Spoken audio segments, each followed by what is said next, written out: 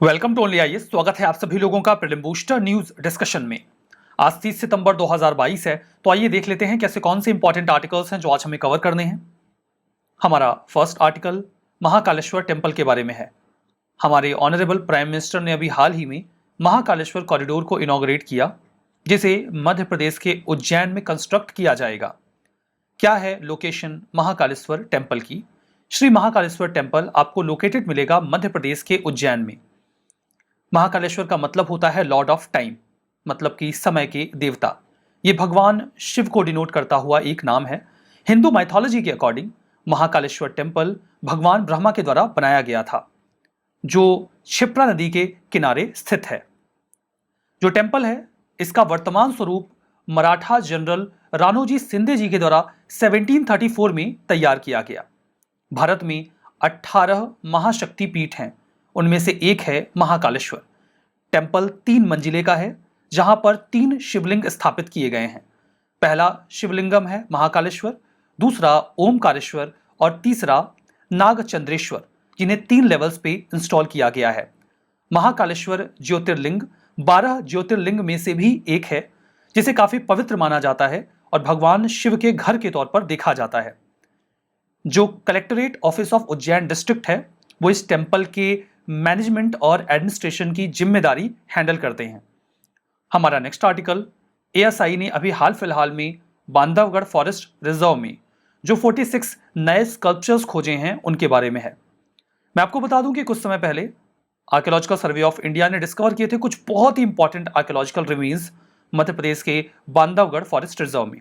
इस साल की शुरुआत में ये डिस्कवरी की गई थी और उसके बाद वहां पे नई नई डिस्कवरीज हो रही हैं। इसी क्रम में 46 और स्कल्पचर्स खोजे गए हैं। इसके पहले जो डिस्कवरी हुई थी वो आपको जानना चाहिए। 26 केव्स हमें मिली हैं, जिनमें से ज्यादातर बुद्धिस्ट नेचर की हैं। वो केव्स कुछ ऐसी हैं जो बुद्धिज्म के फेथ को अपने आप में समेटती हैं। इन केव्स को वहां पर खोजा गया। इसके अलावा महायान सेक्ट जो बुद्धिज्म का है, उससे जुड़े हुए चैत्य शेप के डोर्स मिलते हैं। स्टोन बेड्स इनके भीतर हमें मिले हैं उन सेल्स में। 26 एंशिएंट टेम्पल्स के रेलिक्स मिले हैं, जो कि संभवतः कालाचूरी पीरियड से बिलोंग करते हैं। इस पीरियड की बात करते हैं तो ये पीरियड 9th सेंचुरी से 11th सेंचुरी के बीच का है। तो उस समय से संबंधित एंशिएंट टेम्पल्स के रिमेन भी हमें बांधवगढ़ फॉरेस्ट रिजर्व में मिले हैं। एक बहुत ही बड़ा वराह स्कल्पचर भी मिला है, जिसका समय 9वीं से 13वीं शताब्दी के बीच का बताया जा रहा है। ये वराह स्ट्रक्चर कुछ ऐसा है, आप इसे इस इमेज में देख सकते हैं। अभी ये पूरी तरीके से कंप्लीट तो नहीं है, क्योंकि काफी लंबा समय बीत चुका है, तो ये क्षतिग्रस्त स्थिति में है, लेकिन फिर भी ये काफी सिग्निफिकेंट डिस्कवरी है। 24 ब्राह्मी इंस्क्रिप्शंस मिले हैं, जो 2री से 5वीं शताब्दी के बीच के हैं।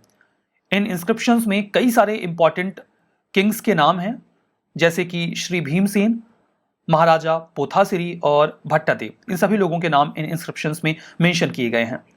बांधवगढ़ नेशनल पार्क की बात करें तो ये मध्य प्रदेश के उमरैया डिस्ट्रिक्ट में लोकेटेड है।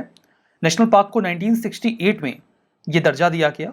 1993 में इसे टाइगर रिजर्व बना दिया गया। जो पार्क है ये एक्सट्रीम नॉर्थ ईस्टर्न बॉर्डर पर आपको मिलेगा मध्य प्रदेश के, और जो सतपुड़ा माउंटेन रेंजेस हैं उनके नदन एज पर भी मिलेगा। आप लोकेशन चाहो तो इस मैप में देख लो, यहाँ पे ये मध्य प्रदेश का मैप है। ये बांधवगढ़ नेशनल पार्क की लोकेशन है, तो नॉर्थ ईस्टर्न पार्ट में मध्य प्रदेश के आपको ये दिख ही रहा है। तो यही लोकेशन यहाँ पर बताई गई है। फर्दर काफ़ी बिगेस्ट अट्रैक्शन है नेशनल पार्क का बंगाल टाइगर, जो यहाँ कुछ संख्या में पाए जाते हैं। बांधवगढ़ में काफ़ी ज़्यादा डेंसिटी है टाइगर्स की इसके जंगलों में। तो ये सारा मामला तो हो गया बांधवगढ़ फॉरेस्ट रिजर्व के बारे में भी। फर्दर बात कर लेते हैं आर्कियोलॉजिकल सर्वे ऑफ इंडिया के बारे में, जिसने ये डिस्कवरी करी। एएसआई मिलिट्री ऑफ कल्चर के तहत काम करती है। काफ़ी प्रीमियर ऑर्गेनाइजेशन है ये। आर्कियोलॉजिकल रिसर्च करने का इनका बेसिक काम है। जो देश की कल्चरल हेरिटेज है ये उसको बचाते हैं। 3650 एंशिएंट मॉन्यूमेंट्स हैं, जिनको एडमिनिस्टर करने की जिम्मेदारी इस एंटिटी के पास है, जिसमें आर्कियोलॉजिकल साइट्स शामिल हैं और रिमेन्स हैं नेशनल इंपॉर्टेंस के। इनकी एक्टिविटीज़ ये है कि सर्वे कंडक्ट करें, जो पुरातात्विक रिमेन्स हैं उनकी एक्सप्लोरेशन करें, एक्सकेवेशंस करें आर्कियोलॉजिकल साइट्स की, और जो भी साइट्स हमारे पास वर्तमान में हैं जो प्रोटेक्टेड मॉन्यूमेंट्स हैं उनको कंजर्व और मेंटेन करें। इसे फाउंड किया गया था 1861 में अलेक्जेंडर कनिंघम के द्वारा, और वो इस संस्था के पहले डायरेक्टर जनरल भी बने। अलेक्जेंडर कनिंघम को इसी वजह से फादर ऑफ इंडियन आर्कियोलॉजी भी कहा जाता है।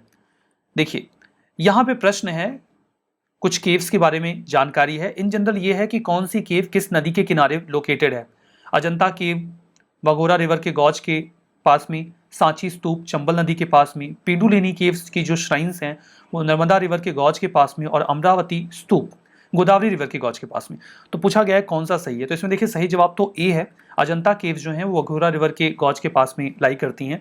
तो इससे आपको एक हिंट मिल जाता है कि जो केव्स हैं, जो एंशिएंट केव्स हैं, उनके आसपास अगर कोई रिवर बहती है तो आपको पता होना चाहिए कि कौन सी रिवर के पास में ये केव्स लोकेटेड है। एक खास बात ये है कि जब भी कोई केव्स वगैरह बनाई जाती थी तो उसका पर्पज ये होता था कि महायान, ये बुद्धिज्म या जैनिज्म के जो मॉन्क्स हैं वो उसमें रहेंगे, तो वाटर की अवेलेबिलिटी को इंश्योर किया जाएगा।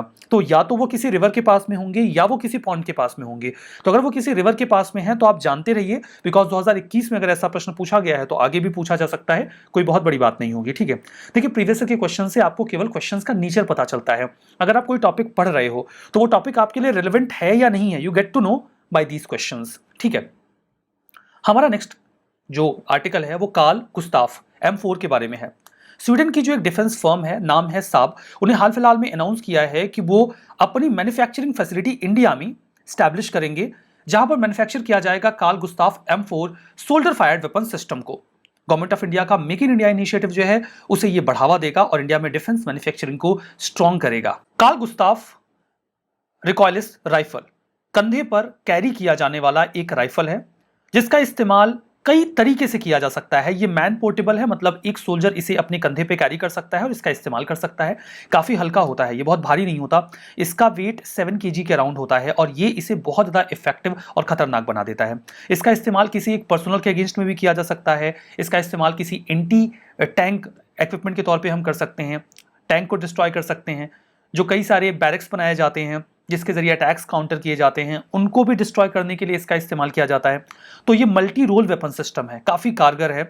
इसके पहले जो इस नेचर के वेपन्स इस्तेमाल किए जाते थे वो इन जनरल एंटी टैंक होते थे, एंटी पर्सनल उनका इस्तेमाल नहीं किया जा सकता था, लेकिन इसका इस्तेमाल एंटी पर्सनल मतलब एक व्यक्ति के अगेंस्ट में भी किया जा सकता है और ये इसकी स्पेसिफिकेशन है। तो सोल्जर्स इसे अपने कंधे पर रख के इसका इस्तेमाल कर सकते हैं। जो मॉडर्न बैटल फील्ड है वहां पर ऐसे जो वेपन्स हैं ये काफ़ी कारगर साबित होते हैं। अब देखिए, अगर साब ने ये प्लान बनाया है कि वो M4 को मैन्युफैक्चर करेंगे इंडिया में, मैं आपको बता दूं कि मैन्युफैक्चरिंग जो है ये 2024 से स्टार्ट होगी, अभी स्टार्ट नहीं होने वाली है। मतलब पहले मैन्युफैक्चरिंग यूनिट स्टैब्लिश किए जाएंगे, क्लियरेंस ले जाएंगे, तब ये काम स्टार्ट होगा।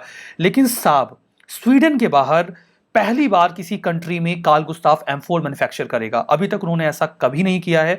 लगभग 15 देशों में ये जो वेपन सिस्टम है वो इस्तेमाल किया जाता है, लेकिन इनकी मैन्युफैक्चरिंग केवल स्वीडन में होती है। So it's a big deal कि वो अपनी मैन्युफैक्चरिंग यूनिट इंडिया में लगाने वाले हैं। 2024 से ये काम यहाँ स्टार्ट हो जाएगा। लाइट वेट है, बहुत रोबस्ट है, रिलायबल है, इफेक्टिव है और आसानी से इस्तेमाल किया जा सकता है। वाइड रेंज ऑफ साइट में हम इस्तेमाल कर सकते हैं, खराब वेदर में भी इसका इस्तेमाल किया जा सकता है। ये यूजर्स को दे देता है फ्लेक्सिबिलिटी, टेक्निकल सिचुएशन में भी हम इसका बढ़िया से इस्तेमाल कर सकते हैं। इंडियन आर्मी इसका प्रीवियस वर्जन इस्तेमाल करती रही है, जैसे 1976 से ही जो इसके प्रीवियस वर्जन हैं वो यूज कर रहे हैं। इन जनरल हम उसे इंपोर्ट करते थे, हमारे यहाँ मैन्युफैक्चर तो ऑब्वियसली नहीं होता था, जिनमें शामिल है MK2 एंड MK3 वर्जन, जिनका इस्तेमाल हमने कारगिल के वॉर के दौरान भी किया था पाकिस्तान के अगेंस्ट में, और इसकी मदद से हमें जीत भी हासिल हुई थी। तो कार्ल गुस्ताफ M4 की मैन्युफैक्चरिंग इंडिया में हमारे लिए काफी ज्यादा फायदेमंद साबित होगी। हमारा नेक्स्ट आर्टिकल सिल्फियन के बारे में है। आज के दौर में हम वुमेन की बॉडली राइट को लेकर बहुत ज्यादा कंसर्न होते हैं। आपने सुप्रीम कोर्ट का वर्डिक्ट भी सुना होगा हाल फिलहाल का, जिसमें यह कहा गया कि कोई भी महिला सिर्फ अबॉर्शन का अधिकार रखती है, इरिस्पेक्टिव वो मैरिड हैं या फिर नहीं है। आज महिलाएं इस बात को डिसाइड कर सकती हैं कि वो प्रेग्नेंट होना चाहती हैं अथवा नहीं, और इसके लिए पर्याप्त विकल्प भी उपलब्ध हैं, कॉन्ट्रासेप्शन के, पिल्स और भी कई सारे उपाय। लेकिन अगर आज हम इतिहास में 2000 साल पहले या 2500 साल पहले जाते हैं तो क्या महिलाओं के पास ये विकल्प उपलब्ध थे कि अगर वो कॉन्ट्रासेप्शन के कोई ऑप्शंस यूज करना चाहती हो ताकि वो प्रेग्नेंट ना हो, गर्भवती ना हो, तो क्या ऐसा कोई विकल्प उस समय उपलब्ध था? तो जवाब है हाँ, और वो जवाब है सिल्फियन। सिल्फियन एक पौधा था, एक हर्ब था जो मैजिकल टाइप का हर्ब माना जाता था, क्योंकि इसके बहुत सारे मेडिसिनल यूज थे और में इसका एक बहुत ही प्रोमिनेंट यूज था कि इसके पास कॉन्ट्रासेप्टिव प्रॉपर्टीज हुआ करती थी। लेकिन ऐसा माना गया कि ये पौधा 2000 साल पहले एक्सटिंक्ट हो गया, मिस्टीरियसली वैनिश हो गया, पता नहीं चला कि ये क्यों खत्म हो गया। लेकिन हाल फिलहाल की एक स्टडी ने ऐसा क्लेम किया है कि ये मेडिटेरेनियन मेडिसिनल प्लांट, जिसे क्यूर ऑल प्रॉपर्टी का प्लांट माना जाता था, जो कई सारी प्रॉब्लम्स को सॉल्व कर सकता था, वो अभी खत्म नहीं हुआ है और ये कई सारे हिस्सों में अभी भी पाया जा रहा है। सिल्फियन ये एक येलो कलर के फ्लावर देने वाला प्लांट हुआ करता था, जिसके बारे में मान्यता है कि ये 2000 साल पहले एक्सटिंक्ट हो गया। उम्मीद है कि ये कोल्ड और मॉइस्ट कंडीशन में पाया जाता रहा होगा। चूंकि ये उपलब्ध नहीं था 2000 सालों से, तो इस पर पर्याप्त स्टडी हुई नहीं है। क्योंकि सिल्फियन से मिलते जुलते कई सारे पौधे हैं, जैसे कि फेरुला ड्रोडियाना और फेरुला असाफोइटिडा। ये इसी प्रकार की इन्वायरमेंटल कंडीशंस में अपनी सीड्स को जर्मिनेट कर पाते हैं। तो हम उम्मीद करते हैं कि सिल्फियन भी इसी प्रकार के क्लाइमेटिक कंडीशंस में पैदा होता रहा होगा। इस प्लांट के बहुत सारे पुराने इस्तेमाल थे, जैसे कि जो इसका रेजिन होता है, जो इसमें से एक चिपचिपा पदार्थ निकलता है इस पौधे में से, उसका इस्तेमाल मसाले के तौर पे किया जाता था, परफ्यूम के तौर पे किया जाता था। इसमें एफ्रोडीजियक प्रॉपर्टीज भी थी, मतलब ये सेक्सुअल डिजायर को बढ़ाता था। इसका सबसे खास काम, ये कॉन्ट्रासेप्टिव की तरह काम करता था, गर्भ निरोधक की तरह काम करता था, और इसके कई सारे और मेडिसिनल यूज थे। And that is the reason कि जैसे ही इसके बारे में जानकारी मिली रोमन्स को, उन्होंने जिस एरिया पर यह सिल्फियन पैदा होता था उस पर कब्जा कर लिया। ये बहुत इंपॉर्टेंट प्लेस रखता है एक्सपोर्ट इकोनॉमी में एंशिएंट सीरीन के। सीरीन एक ओल्ड ग्रीक लोकेशन हुआ करती थी, जिसे बाद में रोमन्स ने कब्जा लिया। हालांकि वर्तमान में ये लीबिया के नॉर्थ ईस्टर्न लोकेशन पे मिलेगा। पहले इस पर ग्रीक्स का कब्जा था और उसके बाद रोमन्स ने इस पर कब्जा किया। अगर आप सीरीन की लोकेशन देखें तो वो यहां पर है। जैसे ही रोमन्स को जानकारी मिली कि यहां पर ये पौधे पाए जाते हैं जिसकी बहुत हाई मेडिसिनल प्रॉपर्टी है, तो उन्होंने तत्काल प्रभाव से सीरीन के ऊपर कब्जा कर लिया, ताकि इस पौधे पर उनका कब्जा हो जाए और इसके एक्सपोर्ट को वो कंट्रोल करें। तो आप समझ सकते हैं कि ये पौधा उस समय कितना इंपॉर्टेंट रहा होगा। स्टडी ने क्लेम किया है कि सिल्फियन प्लांट अभी भी कई सारी जगहों पर पाया जा सकता है और ये एक्सटिंक्ट नहीं हुआ है। ऐसा उन्हें क्यों लग रहा? क्योंकि इस्तांबुल यूनिवर्सिटी ने अभी अपनी रिसर्च में ये पाया कि 3 लोकेशंस टर्की की हैं जहां पर सिल्फियन से मिलते जुलते एंशिएंट प्लांट पाए गए हैं। तो मैंने आपको सिल्फियन नाम के एक प्लांट के बारे में बहुत डिटेल से बताया, जो बहुत ही सिग्निफिकेंट था पास्ट में। तो क्या यूपीएससी इस तरीके के प्रश्न पूछती है क्या कि वो किसी प्लांट या उसकी प्रॉपर्टीज को लेकर प्रश्न पूछें? तो जवाब है हाँ, और सबूत तो दिखाना पड़ेगा। तो 2019 में यह प्रश्न पूछा गया था हिमालयन नेतल के बारे में। ये माना जाता है क्योंकि ये सस्टेनेबल सोर्स है किस चीज का? तो इसका सही जवाब था टेक्सटाइल फाइबर। इसीलिए ये काफी ज्यादा इंपॉर्टेंट है, इसको लेकर अवेयरनेस फैलाई जा रही है। मतलब एक प्लांट और उसकी यूटिलिटी के ऊपर क्वेश्चन 2019 में पूछा गया, इस नेचर के प्रश्न पूछे जाते हैं, आपको तैयार रहना चाहिए।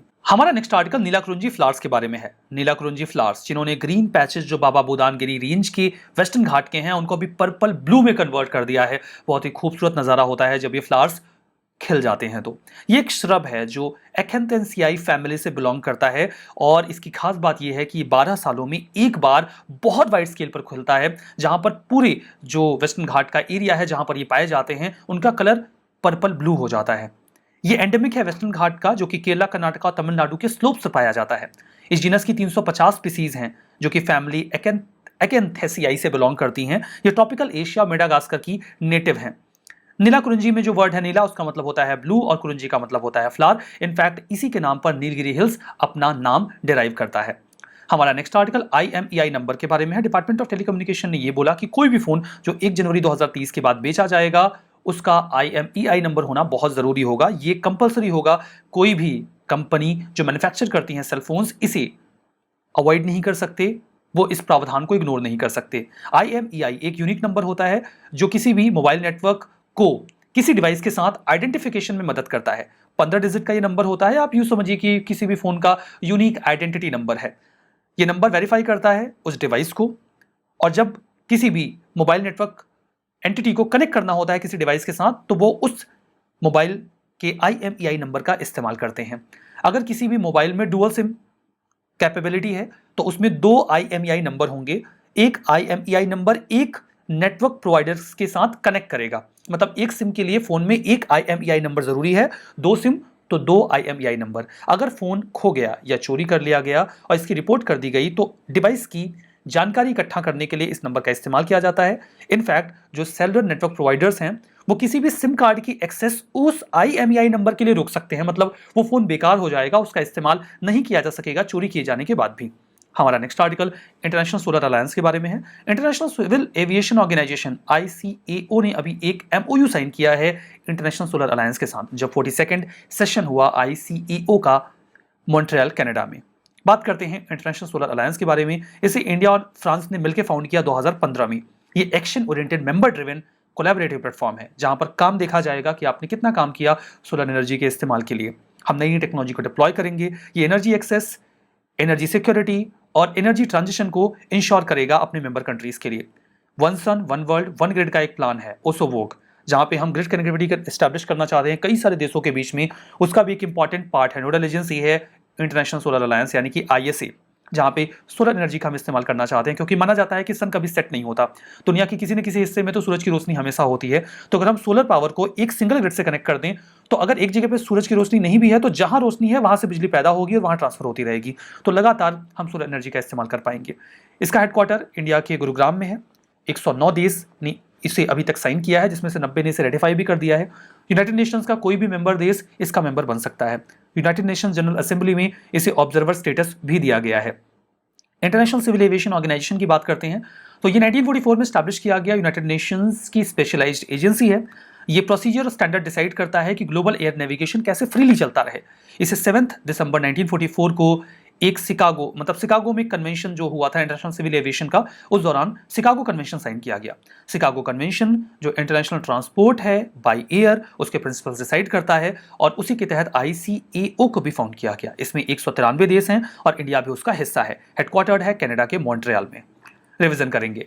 महाकालेश्वर मंदिर कर्नाटका में है, शुद्ध रूप से गलत है। मध्य प्रदेश के उज्जैन में है। आर्कियोलॉजिकल सर्वे ऑफ इंडिया 1861 में अलेक्जेंडर कनिंघम ने फाउंड किया, बिल्कुल सही बात कही जा रही है। नीलाकुरिंजी फ्लावर एंडेमिक है वेस्टर्न घाट का, केरला कर्नाटका तमिलनाडु में मिलता है, स्लोप्स पे, सही बात है। IMEI नंबर, किसी फोन में 2 सिम है तो एक IMEI नंबर होता है, गलत है, मैंने बताया 2 सिम तो 2 IMEI नंबर, तो ये भी गलत हो गया। International civil aviation organisation headquartered है फ्रांस के पेरिस में, शुद्ध रूप से गलत है, मैंने भी आपको बताया कि कनाडा के मॉन्ट्रियल में लोकेटेड है, हेडक्वार्टर्ड है। तो हमारा आज का ये सेशन यहाँ पे समाप्त होता है। PDF मिल जाएगी ओनली IAS के टेलीग्राम चैनल पे, वहां पे जाइए, PDF को डाउनलोड करिए और रिवीजन करना मत भूलिएगा। That's all for now, thank you very much.